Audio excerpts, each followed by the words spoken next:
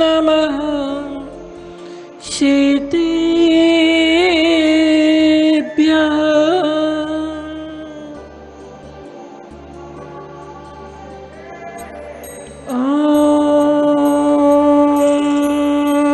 नमः शीतेभ्यः।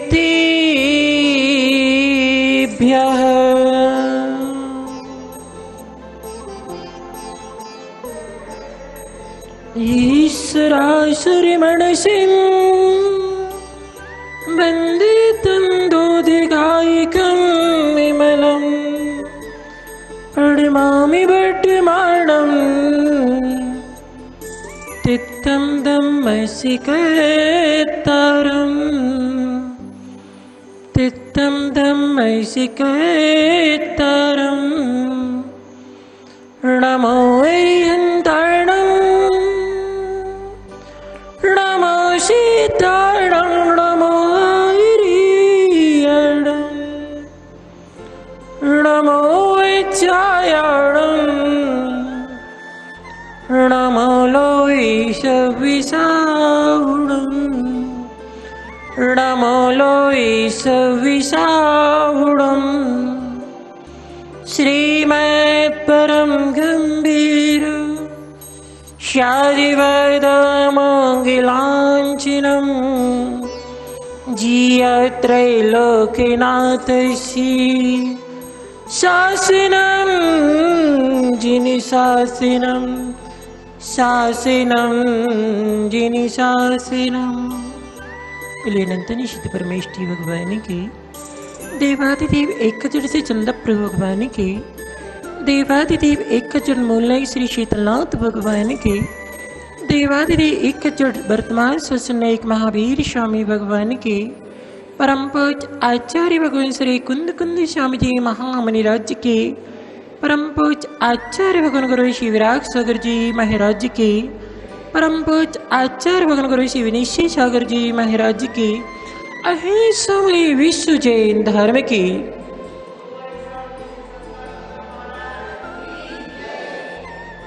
धर्म प्रेमंदो।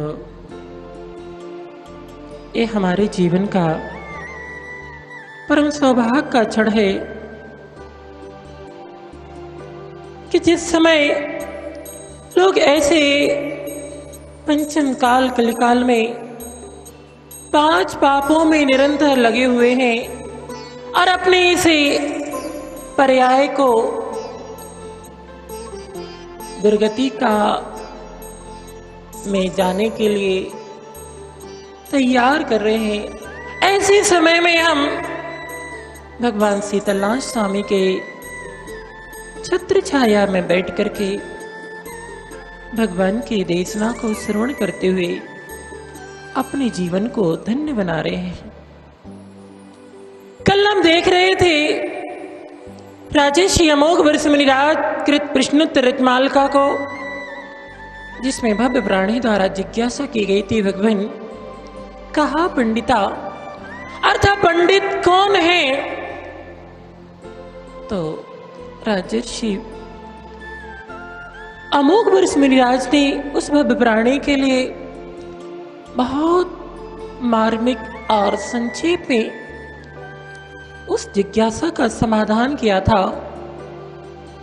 विवेकी जीव अर्थात जिसके पास विवेक है वही पंडित है, और जिसके पास विवेक नहीं है वह नाम का पंडित, जाति का पंडित, ज्ञान का पंडित और चारित्र का पंडित तो हो सकता है, मगर विवेक के अभाव में उसका कल्याण नहीं हो सकता। यहाँ पर आचार्य भगवान कुलवंत स्वामी पंडित कौन है इस बात को यहाँ पर सार समुच्चय नामक ग्रंथ में लिख रहे। सुत्ते तपसी सुधीर्यम ज्ञानम कर्म परीक्षते उपयोगी धर्म पात्रे यस्य याति सा पंडिता। जिसका सच्चा पुरुषा शुद्ध आत्मज्ञान पूर्वक तप में है लगा हुआ है, अर्थात ज्ञान को पाकर के और ज्ञान के माध्यम से जो है अपने ज्ञान को जो है कर्म की निजरा में जो पुरुषार्थ कर रहा है, क्योंकि ज्ञान अगर प्राप्त है और ज्ञान को पाकर के उसका मद कर लिया, तो वही ज्ञान उसके पतन का कारण भी हुआ करता है। और उस ज्ञान को पाकर के भेद विज्ञान में लग गया, अर्थात ये तप जो भेद विज्ञान का एक माध्यम है, तप के माध्यम से जैसे गाय के आंचल से जो दूध निकाला गया है और उस दूध में जो जल है उसको अलग कैसे किया जाता है माताओं? कैसे अलग करेंगे? दूध की अवस्था को भिन्न करना है और उसमें जो जल मिला हुआ है उसको भिन्न करना है, तो अलग करने का उपक्रम क्या है? या उसको तपाना पड़ेगा या फिर उसमें जावन डालना पड़ेगा, तब जाकर के दूध अलग हो जाएगा, उसका पानी अलग हो जाएगा। इसी प्रकार से अनादि से इस आत्मा से कर्म का संबंध जो बना हुआ है, जिसके कारण यह जीव नाना पर्यायों में नाना प्रकार के दुखों को प्राप्त कर रहा है। 12 भावना में पढ़ते ना, जीव रूप उद्गल नाचिया में कर्म उपाधि है, अर्थात जीव और पुद्गल दोनों को नचाने वाला कौन है?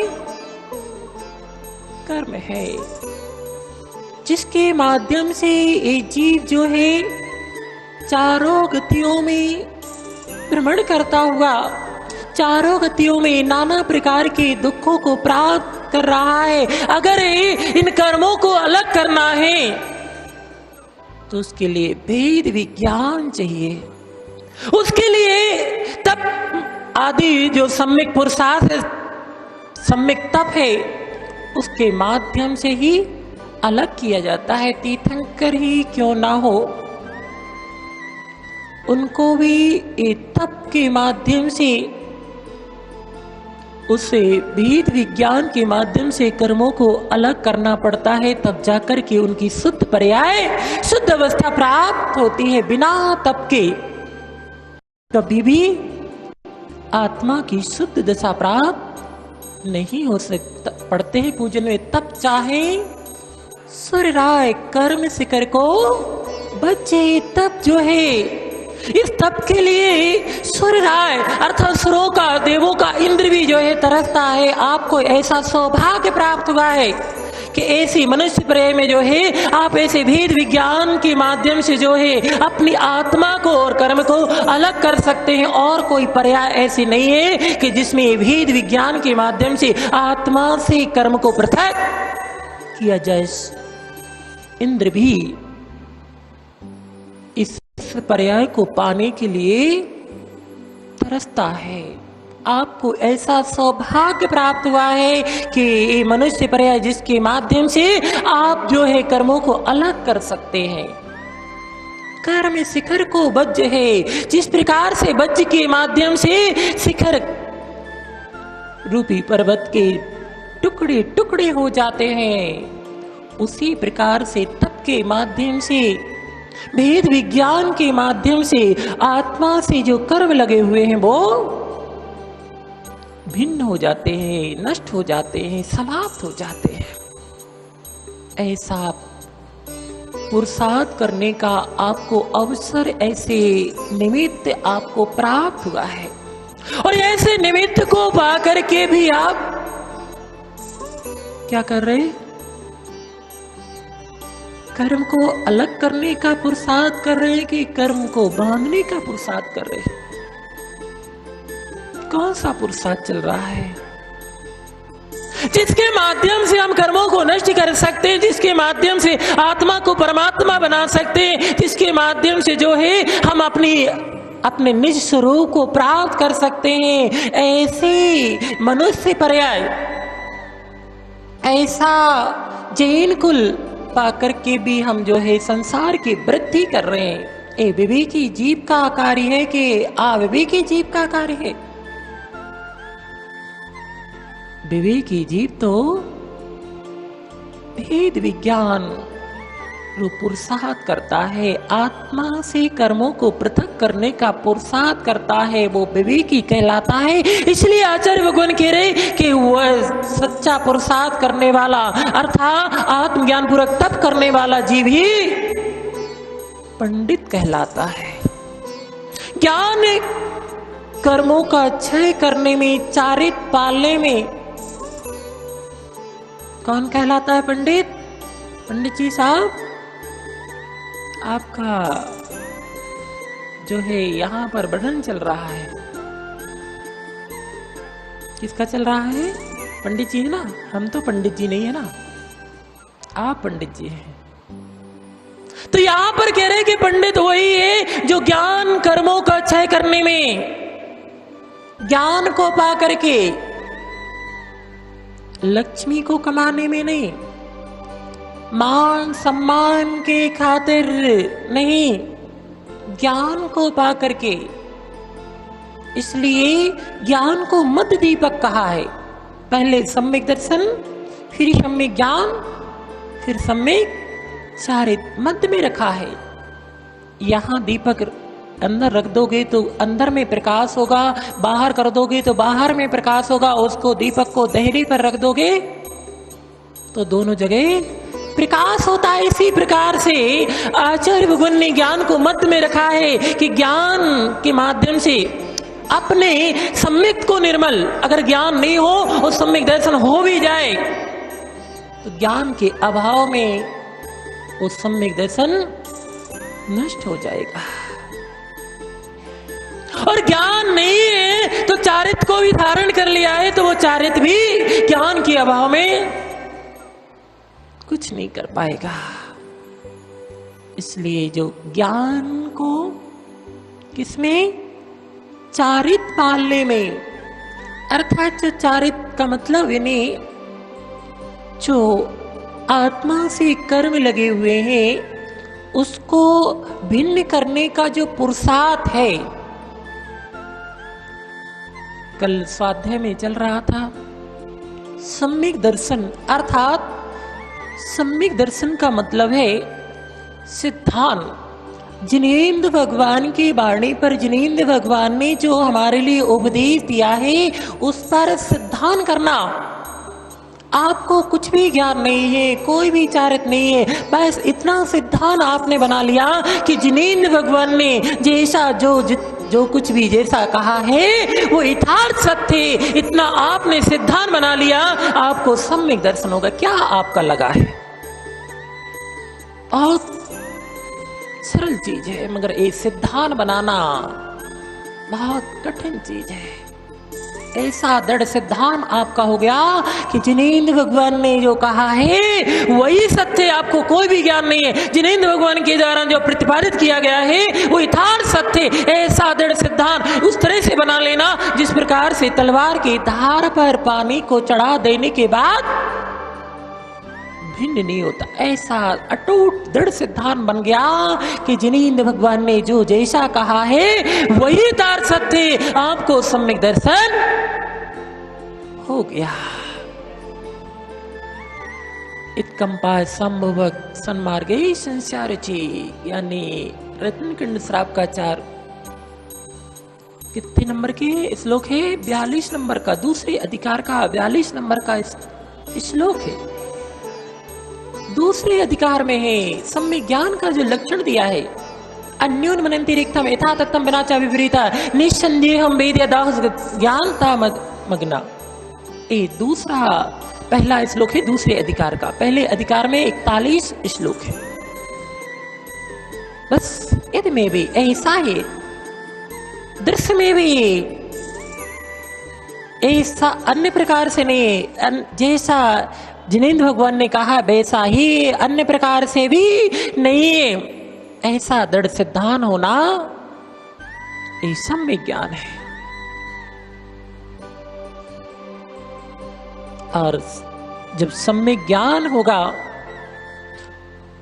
जब उसका ज्ञान हो जाएगा तो वो ज्ञान सम्यक ज्ञान हो जाएगा।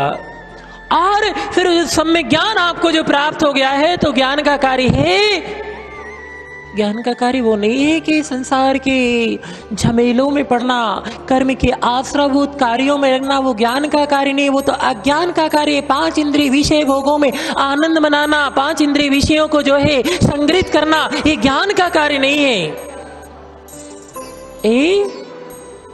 किसका कार्य है? मिथ्या ज्ञान का कार्य, सम्यक ज्ञान का कार्य है कि वो ज्ञान पा करके उस आत्मा से जो कर्म लगे हुए हैं, अनादि से जो कर्म लगे हुए, उसको पृथकीकरण करने में लग जाना, ये ज्ञान का कार्य है। और पृथकीकरण करने का आपने जो पुरुषार्थ कर लिया, वही तो सम्यक चार्य थे। रागादेश निमित्ते चरणम प्रतिपद्यते साधु। द्रव्य संग्रह में सम्यक चारित का लक्षण आचार्य भगवान नेमिचंद सिद्धांत चक्रवर्ती ने लिखा है, रागादेश की निवृत्ति रूप जो पुरुषार्थ है वो व्यवहार चारित है। ये राग देश की निवृत्ति के रूप में पुरुषार्थ के लिए ही तो सब कर रहेंगे। ये सब कुछ जितने राग देश के कारण है, उन सारे निमित्तों को त्यागते जा रहे, यहां तक कि जो जन्म से शरीर प्राप्त हुआ है,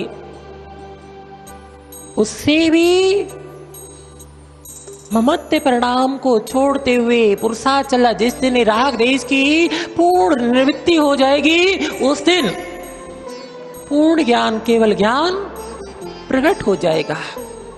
तो ज्ञान कर्मों का क्षय करने में, चारित पालने में उपयोगी धन सत्पात्रों में लगाना, और जो आपके पास आपके पुण्य से आपको जो द्रव्य मिला हुआ है,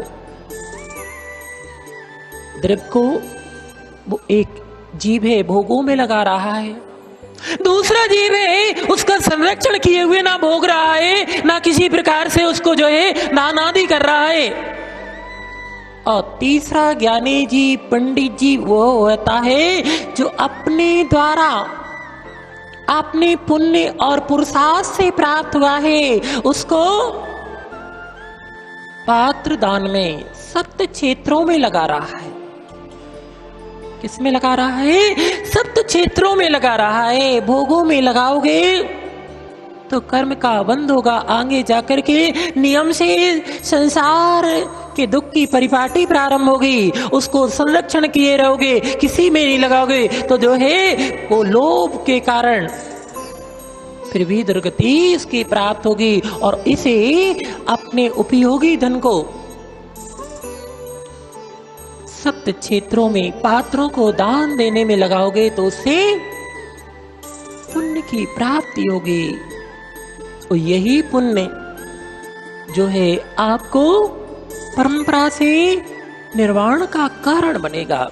तो यहाँ पंडित का लक्षण दिया है कि पंडित वही होता है जो इन पुरुषार्थ से सहित होता है। इससे विपरीत जो पुरुषार्थ करने वाला होता है वह पंडित नहीं, वह विवेकी नहीं, वह तो अज्ञानी जीव हुआ करता है। ऐसे समीचीन द्रव्य को पा करके, ऐसे समीचीन निमित्तों को पा करके, ऐसे समीचीन जैन दर्शन को पा करके, और अज्ञानी जीव उसके माध्यम से भी कर्म का बंध करता है।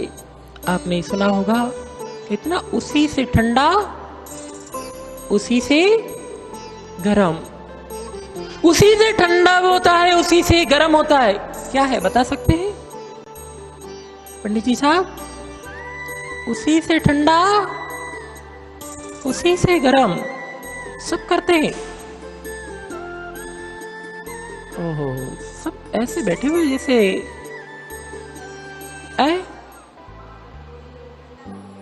नहीं, यानी आपको जब ठंडी का मौसम होता है, ठंडी लगती है, हाथ ठंडे हो जाते हैं तो मुख से हा हा हा ऐसा करते हैं, उसी से गर्म होने लगता है। और जब गर्मी लगती है तो फूंकने लगते हैं, उसी से ठंडा उसी से गर्म। इसी प्रकार से उन्हीं परिणामों के माध्यम से कर्म का बंध होता है, और उन्हीं परिणामों के माध्यम से जो है कर्म निर्जीर्ण होते हैं। अगर परिणाम भाव शुद्ध है, शुभ है, शुभ है तो पुण्य का आश्रव का कारण है, भाव शुद्ध है तो कर्म क्षय का कारण है, और भाव अशुभ है, भाव तो आपके वही है, भाव तो वही है।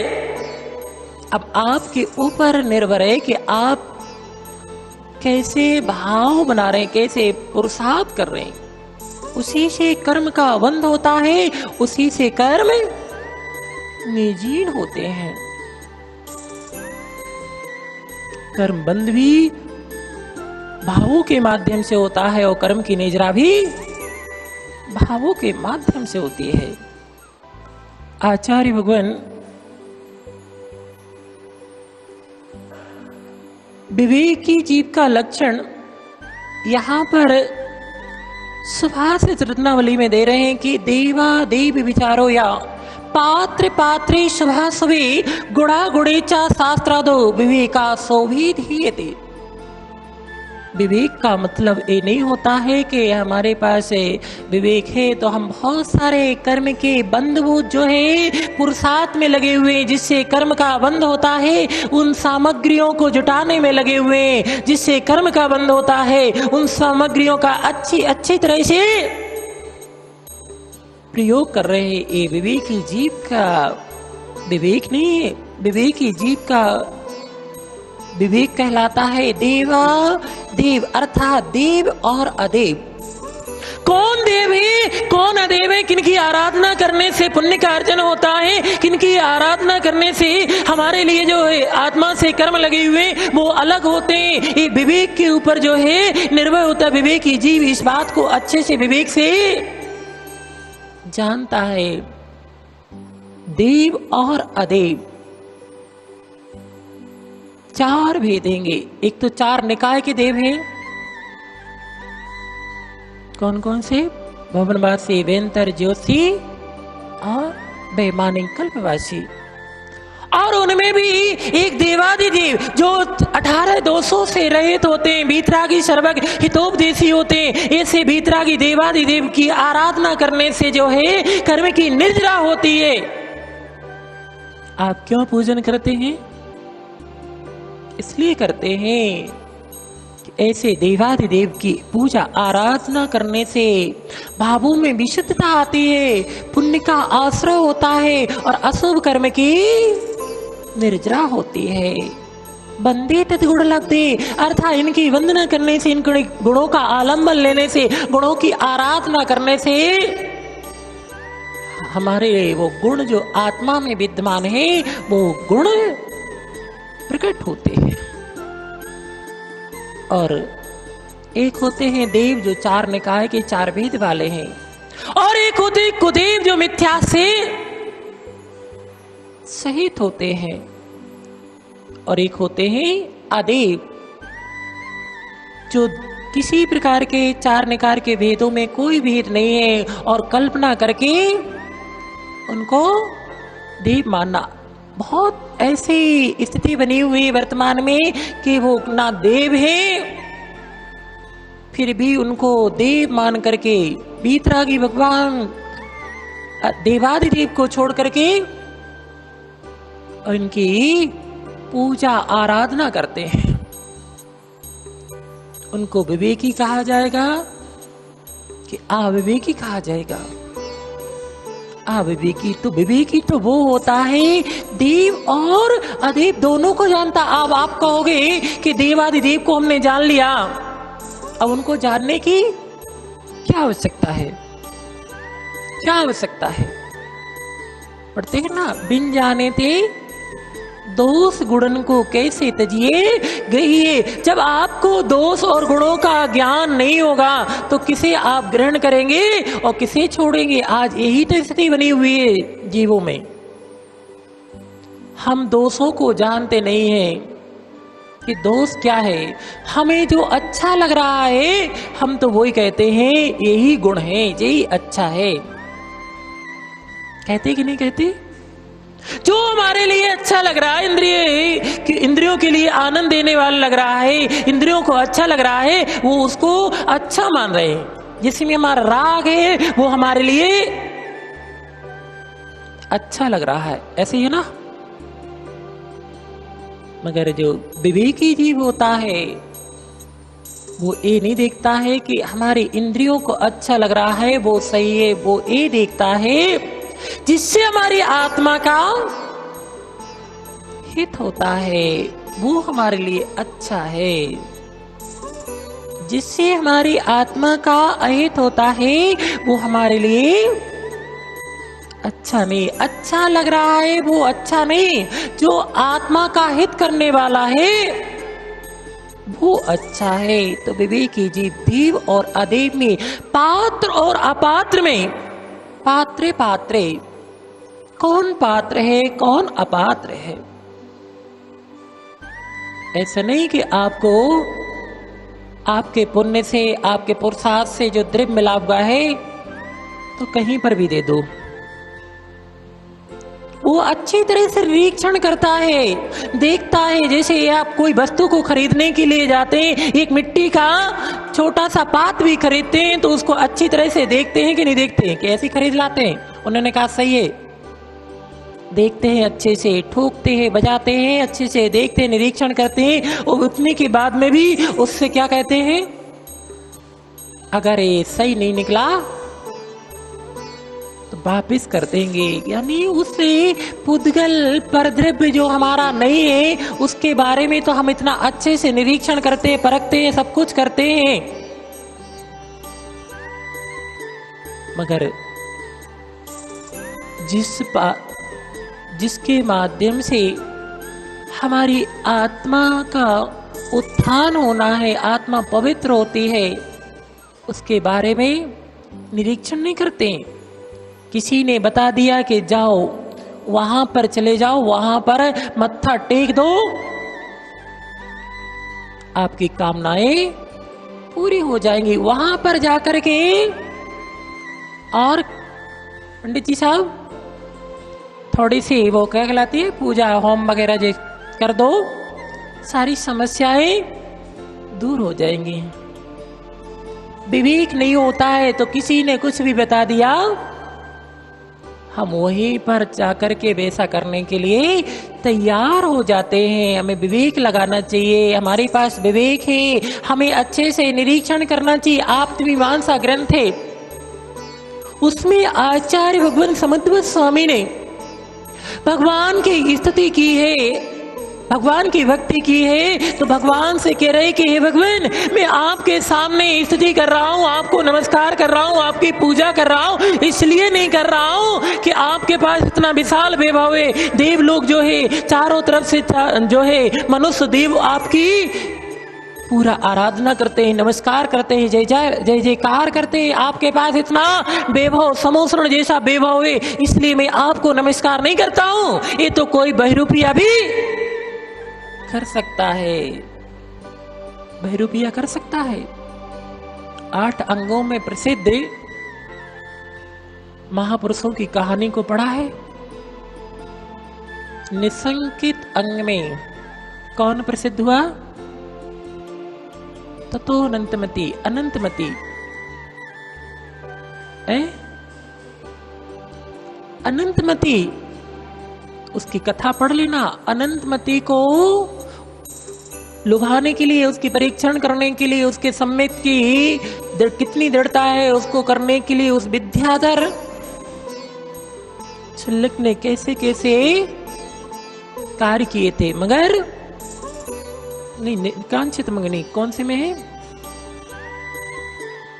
तावदंजन चौर ततो अनंतमती मता उद्यान तीरेपी तुरीय रेवती मता ततो जनिन भक्तों, रेवती गाने का पढ़ना कितना अच्छी तरह से जो है आपके सामने। रत्नखंड श्राप का चार है, इसमें सब दिया गया है। विष्णु भजनामाचा ये 8 अंगों में प्रसिद्ध हुए। उस विद्याधर ने उसकी दृढ़ता को, उसके सम्यक दर्शन को परखने के लिए चारों दिशाओं में कैसे कैसे पुरुषार्थ किए थे। उसने साक्षात तीर्थंकर का समोसरण भी बना दिया था, फिर भी वो नहीं गई थी। क्यों नहीं गई थी? उसके पास विवेक था कि तीर्थंकर जो है 24 होते हैं और 24 तीर्थंकर हो गए, ये 25वां तीर्थंकर कहां से आ गया? विवेक का प्रयोग था। अगर वो भी सबके साथ सब लोग भाग रहेंगे, सब लोग जाकर के जो है मत्था टेक रहेंगे, आराधना कर रहे, उसने नहीं टेका था, विवेक का प्रयोग किया था। उसने कैसे कैसे रूप बनाए थे चारों दिशाओं में, मगर उसने अपने विवेक का प्रयोग किया, अपने सम्यक को नष्ट नहीं किया। ये विवेकी जीव होता है, अपना विवेक का प्रयोग करता है कि जो राग देश से मलिन है, राग देश से सहित है, वो हमारे पुण्य वृद्धि में कारण नहीं हो सकते, वो पाप आश्रव में ही कारण हो गए। हमारा कर्म से जो है, जैसा कर्म का उदय होगा वैसा ही हमारे लिए फल प्राप्त होता है। कोई हमारे कर्म को बदल नहीं सकता है, तो हम असमीचीन पुरुषार्थ क्यों करें? और आप तो बता दो, अगर कोई कह दे कि आपको तो बहुत विशाल जो है धन संपदा प्राप्त होने वाली है, आप ऐसे से ऐसा कर लो, वहां जाकर के मत्था टेक दो, वहां जाकर के आप जो पंडित जी बता रहे ना वो कर दो। जैसे पंडित जी आजकल चल रहा है ना, शनि ग्रह, कौन कौन से ग्रह? हाँ, शनि ग्रह और महामृत्युंजय करवाते पंडित जी विधान। महामृत्युंजय विधान नहीं करवाते, क्यों? महामृत्युंजय विधान चल रहा है, मृत्यु को विजय प्राप्त कर रहा है। मृत्यु को विजय प्राप्त करने का एक ही माध्यम है, वो है निर्गंत दिगंबर वेश। उसको धारण करके जो है वह जीव हमेशा हमेशा के लिए मृत्यु से रहित, अर्थात जन्म जरा मृत्यु से रहित हो जाता। एक ही माध्यम है, इसके अलावा कोई माध्यम नहीं। कोई भी विधान कर लो, कोई भी कैसी पुरुषार्थ कर लो, किसी के पास जाकर के ये सिर को जो है पटक पटक के फोड़ दोगे तो वो आपके जो आयु है, आयु के एक समय के निषेध को भी नहीं बढ़ा सकता हो। फिर भी लगे हुए हैं मृत्युंजय विधान। अब समस्या नहीं, देखो समस्याओं का समाधान सिर्फ समीचीन पुरुषार्थ से ही होगा। इस जिनेंद्र भगवान देव सद्गुरु के प्रति दृढ़ श्रद्धा आस्था, उनकी भक्ति करोगे तो सारे असाता कर्म का जो द्रव्य है वो नष्ट होगा। समीचीन पुरुषार्थ से ही पाप कर्म का द्रव्य नष्ट होगा। असमीचीन पुरुषार्थ करने से कभी नहीं होगा। ये वीतरागी भगवान है, इनके सामने मांगोगे भी तो कुछ देने वाले नहीं है। इनकी वीतराग भगवान की आराधना के माध्यम से आप विशुद्धि बढ़ा करके, पुण्य का अर्जन करके, आप अपने पुरुषार्थ के माध्यम से ही उस असाता के द्रव्य को आप ही नष्ट करोगे, दूसरा कोई नहीं करेगा। अगर विवेक होगा तो कितने भी कैसे भी हमारे लिए बहकाने वाले आ जाएंगे, हम जो है उससे बहकेंगे नहीं। जब हमारे पास ये विवेक होगा, हम समीचीन पुरुषार्थ ही करेंगे। तो देव और अदेव, पात और अपात की बात चल रही थी। पात कौन है? जिसको हम अपना द्रव्य देते हैं और वो द्रव्य का सेवन करके अपनी आत्मा का कल्याण रूप पुरुषार्थ करता है, अर्थात भेद विज्ञान के माध्यम से उस भेद विज्ञान से अपनी आत्मा को पृथकीकरण और कर्म को पृथकीकरण करने का जो पुरुषार्थ करता है वो कहलाता है पात्र। ऐसे पात्र के कितने भेद हैंगे? 3 भेद, उत्तम, मध्यम और जघन्य।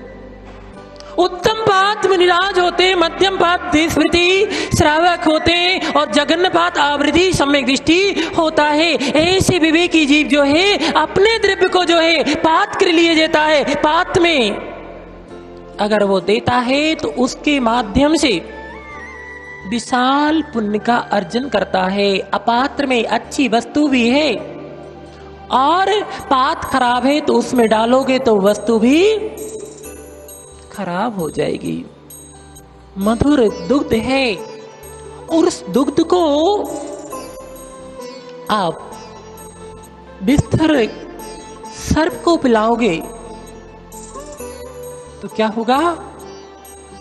वो विषरूप ही परिणित हो जाएगा। इसी प्रकार से द्रव्य को अगर पात के लिए दोगे तो पुण्य अर्जन का कारण बनेगा, अपात को कुपात को दोगे तो पाप आश्रव का कारण बनेगा। इसलिए वो विवेकी जीव अपने द्रव्य को अपात्र कुपात्र आदि को नहीं, पात्र को देता है। पात्र के माध्यम से अपने कर्म को धोने का पुरुषार्थ करता है। तो विवेकी जीव के पास ये विवेक होता है कि कौन पात्र है कौन अपात्र है, और पात्र में जो है अपने द्रव्य को दान रूप में देता है। शुभ शुभ है, क्या शुभ है क्या अशुभ है, ये विवेकी जीव के पास विवेक होता है। तो ये विवेक के माध्यम से जानता है कि किससे हमारी आत्मा का कौन से पुरुषार्थ करने से, कैसे भाव बनाने से हमारी आत्मा का कल्याण होता है, और कौन से पुरुषार्थ कैसे भाव बनाने से हमारी आत्मा का अकल्याण होता है। आप लोग अभी इस बात को भी अच्छी तरह से नहीं जानते। अभी तो ये जानते हैं कि हमने किसी को गाली मुख से दे दी या हमने किसी को मार दिया तो ही पाप का आश्रय होगा। आपने अगर मारने के भाव बना लिए, आपने किसी के प्रति अशुभ भाव बना लिए तो भी जो है उतना ही कर्म का आश्रय होगा। तो अशुभ से विवेकी जी बचता है और अपने भावों को शुभ बनाने के लिए हर समय प्रयत्नरत रहता है। ऐसा पुरुषार्थ नहीं करता है कि जिसके कारण से हमारे भाव संक्लेश में, राग देश कसायमय हो, आर्त रोध ध्यानमय हो। वह ऐसा पुरुषार्थ करता है कि जिससे हमारे भाव पवित्र हो।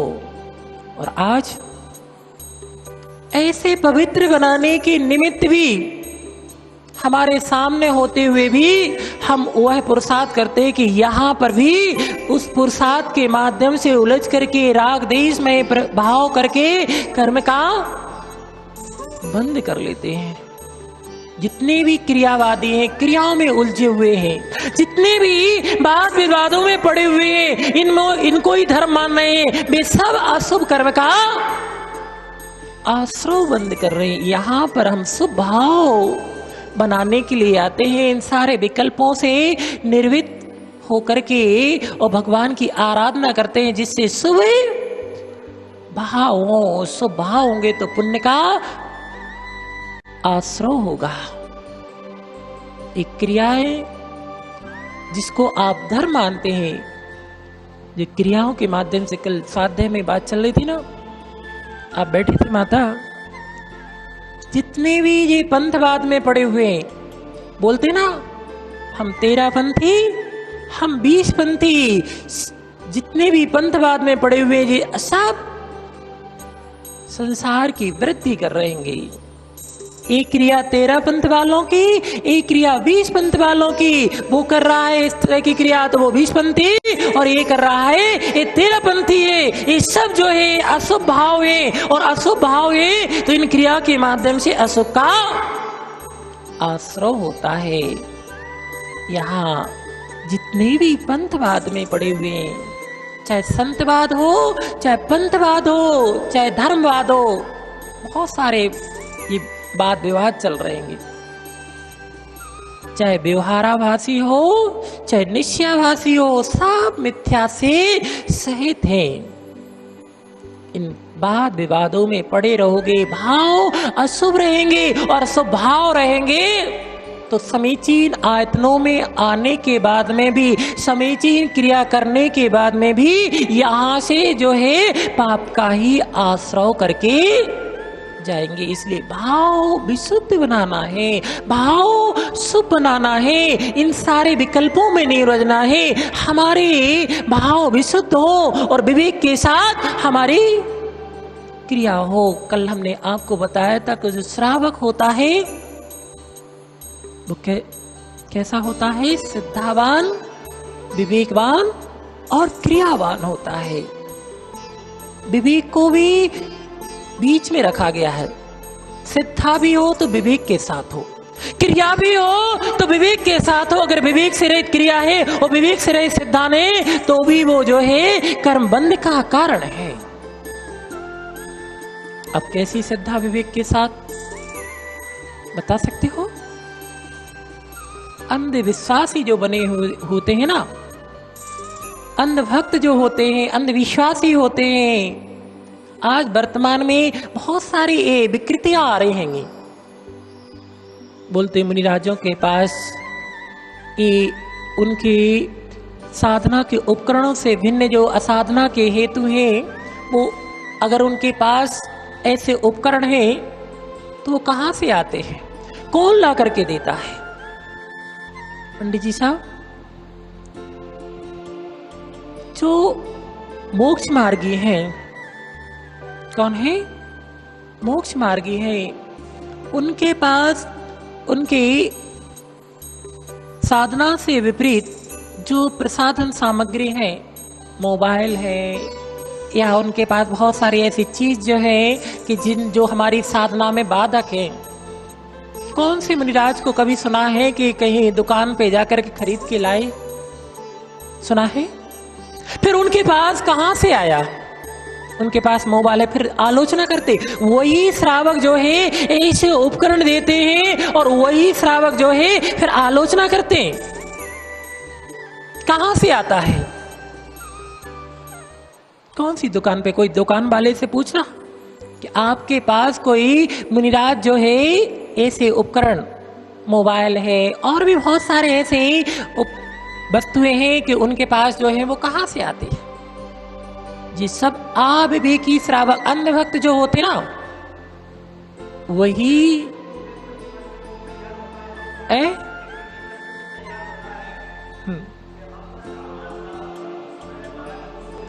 नहीं, सुविधा नहीं, यानी विवेक का प्रयोग होना चाहिए।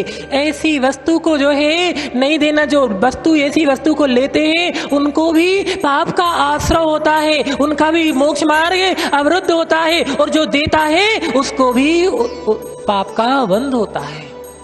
विवेक होना चाहिए, अंधे भक्त नहीं होना चाहिए। सिद्धा है, हम तो उनके भक्त हैं, तो बस उन्होंने जैसा जो कुछ कहा है वो हमारे लिए कार्यकारी। विवेक का प्रयोग होना चाहिए। वो वस्तु हमारे लिए उनके लिए प्रदान नहीं करना चाहिए जो उनके मोक्ष मार्ग में बाधक है, और वो ऐसी वस्तु हमारे लिए नहीं देना चाहिए जो हमारे लिए भी हानिकारक है। विवेक के ऊपर निर्भर करता है। ये विवेक से रहित जो अंधभक्त होते, अंधश्रद्धा होती है, उनके साथ एक स्थिति घटित होती है। तो सिद्धा भी होना चाहिए विवेक के साथ। कौन किस योग्य है, उनकी योग्यता के अनुसार बेसी उनके ऊपर सिद्धा होना चाहिए। ऐसे नहीं कि ये भी भगवान है और वो भी भगवान है, इनको भी नमस्कार है उनको भी नमस्कार है। विवेक का प्रयोग होना चाहिए। आपके परिवार के संरक्षण करने वाले आपके माता पिता है, उनको भी आप चरण छीते हैं, नमस्कार करते कि नहीं करती? और भगवान को भी नमस्कार करते। दोनों नमस्कार करने में अंतर होता है कि नहीं होता है?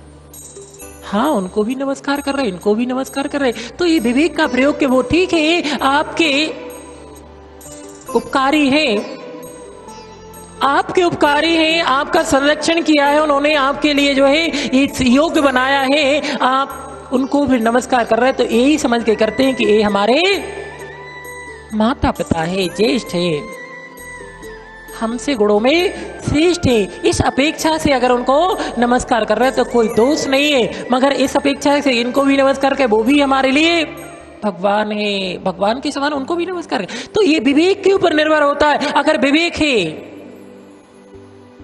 है तो विकास है। क्या है? विवेक है, विकास आ गए ना।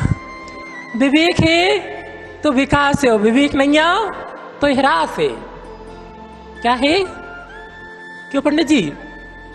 विवेक है विवेक का प्रयोग है तो आत्मा का विकास है, और विवेक नहीं है आत्मा का ह्रास है, पतन है।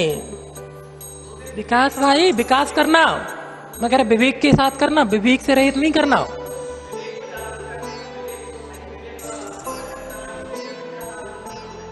अब विवेक के लिए देखो यानी आपके पास जो गुरुओं के माध्यम से, जिनवाणी के माध्यम से जो आपने ज्ञान का अर्जन किया है, जो आपने अच्छी तरह से जाना है, बस उसको ही तो हमें अपने विवेक से प्रयोग करना है कि इसमें जो जिनेंद्र भगवान के द्वारा कहा गया है वो सत्य है। अन्य जो रागी द्वेषी हैं, अन्य जो है मिथ्यात्व प्रपंचों में लगे हुए हैं, अन्य के अंदर में जो विषय वासना भरी हुई है, उनके द्वारा जो कहा गया है वो सत्य नहीं हो सकता है।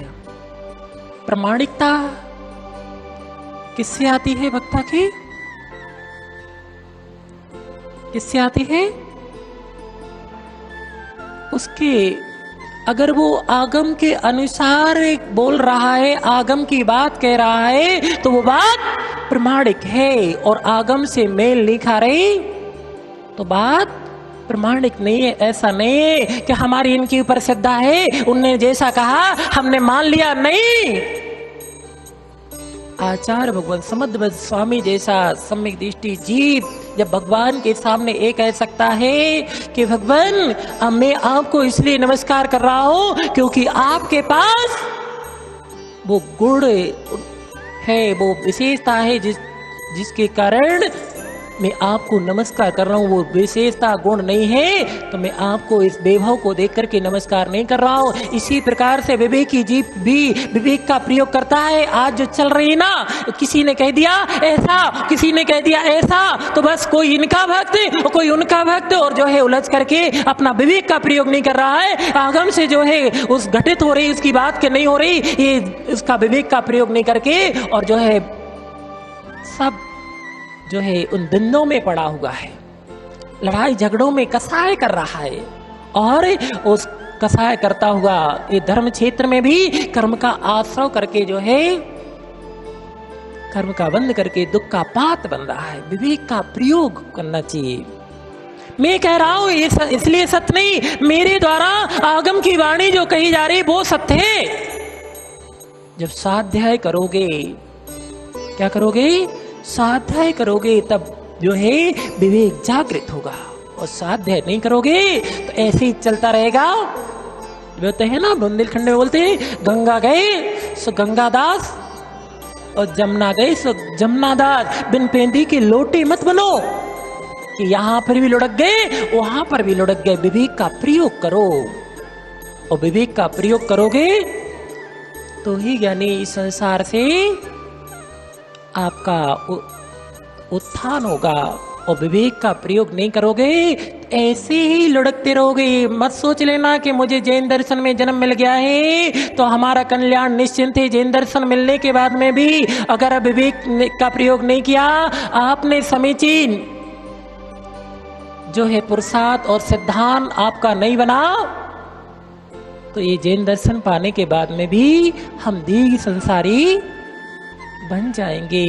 ऐसे जैन दर्शन को कितनी बार प्राप्त कर लिया है, पहली बार नहीं किया प्राप्त, कितनी बार प्राप्त कर लिया है आपने। ये सब क्रियाएं भी कितनी बार कर ले, मगर विवेक के साथ ये पुरुषार्थ नहीं रहा।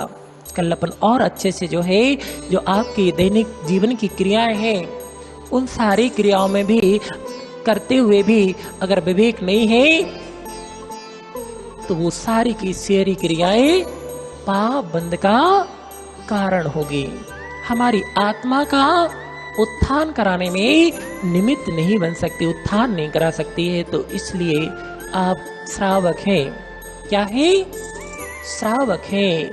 अपने आप को समझ लो, श्रावक वो ही कहलाता है जो सिद्धावान, विवेकवान और क्रियावान होता है। तो सिद्धा और क्रिया कैसे समीचीन है और कैसे असमीचीन है, कौन सी समीचीन है कौन सी असमीचीन है, ये विवेक के माध्यम से जो है वो निर्णय करता है, विवेक लगाता है और असमीचीन क्रियाओं को छोड़ करके समीचीन रूप क्रिया करके और विवेक के माध्यम से जो है अपना कर्म की निजरा का पुरुषार्थ करता है, पुण्य का अर्जन का पुरुषार्थ करता है। कल देखेंगे आगे के विषय को। बोले देवादेव एक खचड़ श्री शीतलनाथ भगवान की जय।